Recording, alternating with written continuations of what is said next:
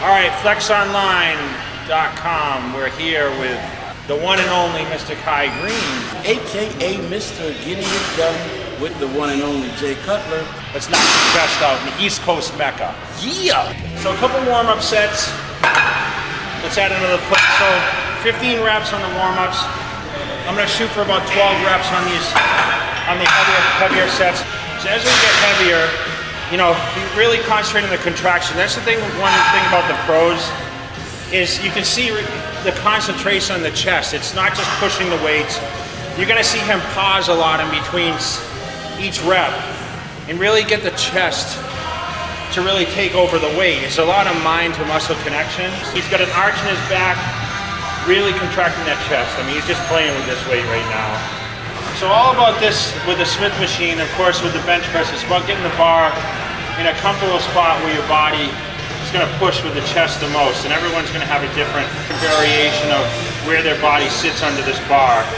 You know, Kai's in the middle of his chest, maybe in the upper portion, whereas I tend to sit on the bottom of the chest more with the bar. You know, everyone's always asking me, you know, is Kai going to go back and do the Arnold Classic? He won 2. You know, he's obviously been second at the Olympia. If you go to the Olympia this year, you win it. What's the scenario? You ever go back to the Arnold? What if you go back and you place second? You ever going to go back to the Arnold Classic and compete or what? The fans ask that question. I mean, they want you back there. What do you think? My focus has been on the Olympia. Yeah, that's how I was too. You know, I think my problem was I always started dieting too early. I think, like, I always seem to lose a little muscle training for contests, but when you're as big as we are, you can sometimes spare a little loss to attain that extra conditioning.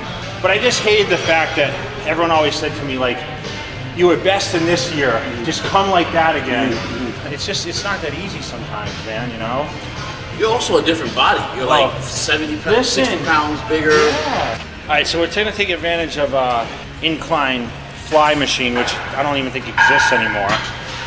Kai's never used this before. Of course, this is his home gym. What I like about this is it takes the arms out. This really gives the chest a huge contraction. You keep the chest up, really keep that arch. You can see the arch in his back and you know, blow it out at the top, really get that good squeeze in there. Now I can see your chest is still very complete with this development from the top to the bottom. Do you subscribe to the same thoughts about muscle shaping exercises versus mass building movements? I think so. I mean, you do a lot of unconventional exercise, like a lot of your stretching movements. I think a lot of your shape in your legs comes from a lot of your stretching and your squatting positions, and you know, it shows in your body. So yeah.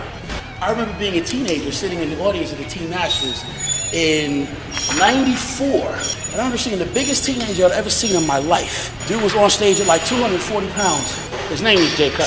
Yeah, but Branch Warren beat me. Figure that one out, right? Sorry, Branch.